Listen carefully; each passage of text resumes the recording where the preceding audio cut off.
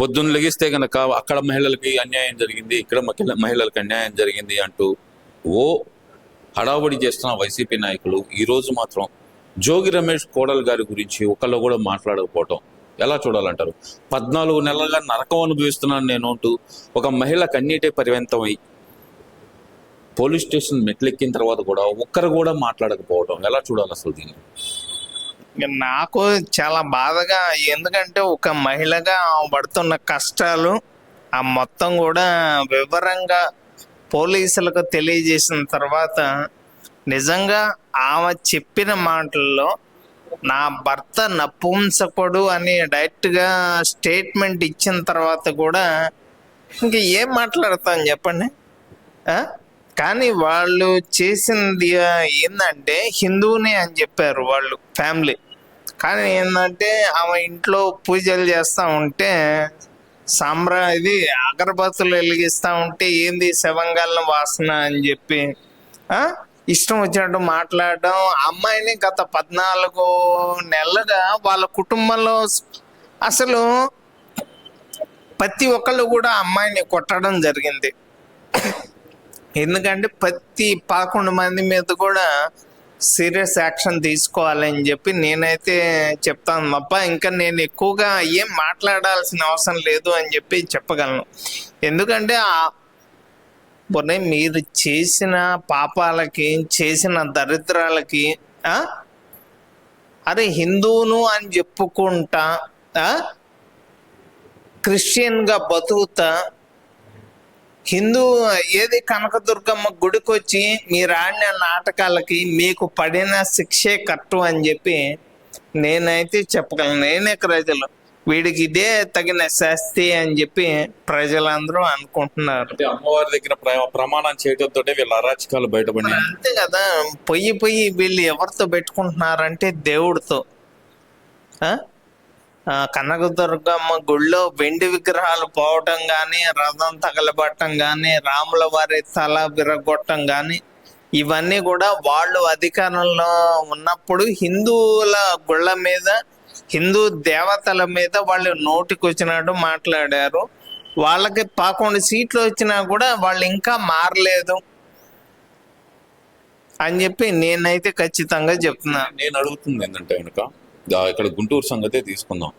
గుంటూరులో ఒక సంఘటన జరగగానే రోజా గారి దగ్గర నుంచి వరుడు కళ్యాణి వరకు ఆఖరికి ఇక్కడ లాయర్ని, డాక్టర్ని అని చెప్పుకునే మన రజనీ గారితో సహా అంటే అందరూ మాట్లాడారు. ఆఖరికి శ్యామల గారు కూడా మాట్లాడారు. ఈ రోజు మరి వాళ్ళ నేత అయినటువంటి జోగి రమేషే మా మామే నన్ను చంపడానికి కూడా ప్రయత్నించారు అని చెప్పి కోడలు చెప్తున్న తరుణంలో వీళ్ళందరూ ఎందుకని మాట్లాడలేకపోతున్నారు అనుకోవాలంటారు? అసలు మరి దీని గురించి అమ్మ రజని నువ్వేదో మాట్లాడుతున్నావు కానీ 2009లో నువ్వు గుంటూరులో మా జరిగిన సంఘటనలన్నీ కూడా నువ్వు మర్చిపో. నువ్వు చేసిన అరాచకాలు మర్చిపో. మీ పార్టీలో ఉన్న జోగి రమేష్ ఒక మహిళ మరి 11 మంది మీద కేసు పెట్టింది. మరి దాని గురించి రజనీ కానీ, విడతల రజనీ కానీ, రోజా కానీ ఎందుకు ఈ దరిద్రపు దేవతే వాళ్ళ ఇంట్లోకి వెళ్ళి వాళ్ళతో మాట్లాడిన తర్వాతే వాళ్ళకి దరిద్రం పట్టింది. దరిద్రవత నెత్తిన కూర్చున్న తర్వాత ఇలాంటివి జరుగుతాయి. ఇప్పుడు ఈ మహిళ గురించి వాళ్ళు ఎందుకు మాట్లాడలేదు అనేది నా ప్రశ్న. వాళ్ళు చేసేది మొత్తం అరాచకాలు, వాటి గురించి మాట్లాడరు. కానీ ఏదో కొన్ని సంఘటనలు జరుగుతూ ఉంటాయి, వాటి మీద యాక్షన్ తీసుకున్నా కూడా వాళ్ళు ఇంకా నోటికి వచ్చినట్టు వీటి గురించే మాట్లాడతారు తప్ప మరి ఈ జోగి రమేష్ గారి కోళ్ళ గురించి ఎందుకు మాట్లాడట్లేదు మాకు అర్థం కావట్లేదు.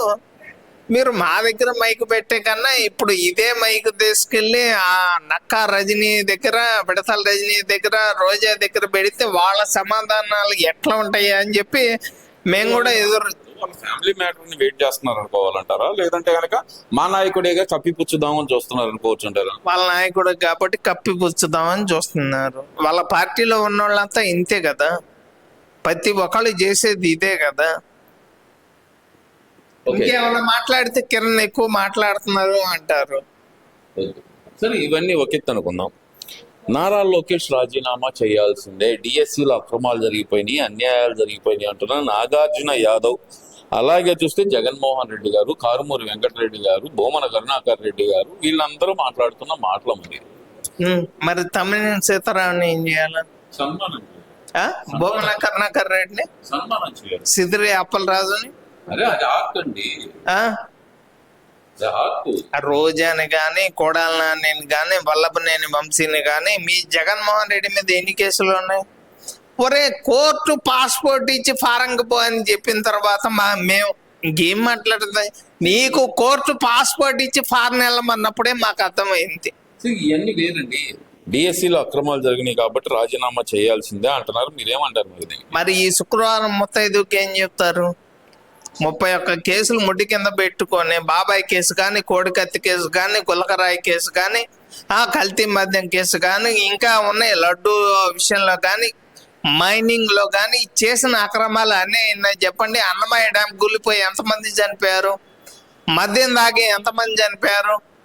డాక్టర్ సుధాకర్ అక్కను ఏడిపిస్తున్నాడు అని చెప్పి తమ్ముడు చనిపోవటం కానీ, ఏదో రీసెంట్ గా బీసీ గర్జన అని చెప్పి పెడుతున్నారంట. రీసెంట్ గా ఆ పిల్లోడు 18 సంవత్సరాల కుర్రోడు ఒక బీసీ సామాజిక వర్గానికి చెందిన అతను చనిపోయిన తర్వాత కూడా వీళ్ళు ఏమన్నా మనిషిలా ప్రవర్తించారా? చనిపోయిన తర్వాత నీకు లక్షిస్తాము, నువ్వు వచ్చి మా ఇంట్లో పని చేయమని అడుగుతున్నా అంటే ఈ నా కొడుకుని ఏ చెప్పు తీసుకుని కొట్టాలి చెప్పండి?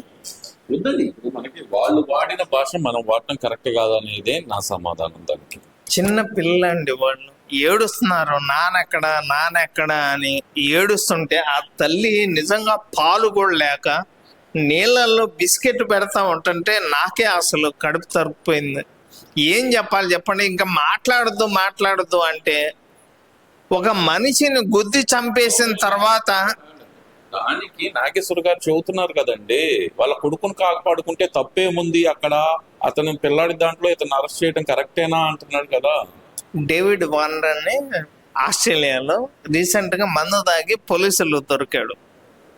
ఎన్నేళ్ళు శిక్ష పడిందో ఒకసారి మీరు పేపర్లోనో మీడియాలోనో చూసుకోండి. మరి అక్కడ ఎందుకని ఇంత న్యాయం చెప్తున్నారు కదండి? ఏమని? వాళ్ళ పిల్లాన్ని కాపాడుకోవడంలో తప్పే ఉంది, దెబ్బలు తగిలి ఉన్నాడు, ఇమీడియట్ గా హాస్పిటల్ తీసుకెళ్ళడంలో తప్పే ఉంది, అక్కడ మీకేం తప్పుగానే వచ్చింది అంటున్నాడు కదా. ఇప్పుడు అదే వ్యక్తి వచ్చి జగన్మోహన్ రెడ్డిని చెప్తే చిన్నపిల్లాడు అదే మాట అప్పుడు కూడా చెప్తాడా? ఇప్పుడు అతను గొర్రెలు కాసే అతను కాబట్టి ఈ మాటలు మాట్లాడుతున్నాడు. అదే జగన్మోహన్ రెడ్డిని సేమ్ ఆ బైక్ వేసుకుని వచ్చి గుద్ది జగన్మోహన్ రెడ్డి చచ్చి ఉంటే, అయ్యో ఆయన చావాలని మనం ఎందుకు కోరుకోవాలి? నేను కోరుకోవట్లేదండి. ఒకవేళ అతను చనిపోయాడు కాబట్టి అట్లా మాట్లాడాడు నాగేశ్వరరావు అనే అతను. మరి ఇతను చనిపోతే ఎందుకు అట్లా? అప్పుడు ఎందుకు అట్లా మాట్లాడాడు, ఇప్పుడు ఎందుకు ఇట్లా మాట్లాడతాడు? నాలుక మీది, మీకు డబ్బులు ఇచ్చేది. ఒరే మీరు అంతా కూడా ఆంధ్రప్రదేశ్ ని తిడతా, రాష్ట్ర ప్రజలు బాధపడతా ఉంటే మీకు ఆంధ్రప్రదేశ్ నుంచి వైఎస్ఆర్ కాంగ్రెస్ పార్టీ డబ్బులు ఇచ్చిద్ది అనే మాట వాస్తవమని అందరికి కూడా అర్థమవుతుంది. అది పరిస్థితి. ఈ వీడియో నచ్చితే లైక్ చేయండి. అలాగే మా ఛానల్ ని ఫస్ట్ టైం కనుక చూస్తున్నట్టయితే ఇప్పుడే సబ్స్క్రైబ్ చేసుకుని పక్కనే ఉన్న గంట సింబల్ ని యాక్టివేట్ చేసుకోండి. అప్పుడే మేము పెట్టే ప్రతి వీడియో మీకు నోటిఫికేషన్ గా వస్తుంది. అలాగే ఈ వీడియో పూర్తిగా చూసినందుకు ధన్యవాదాలు.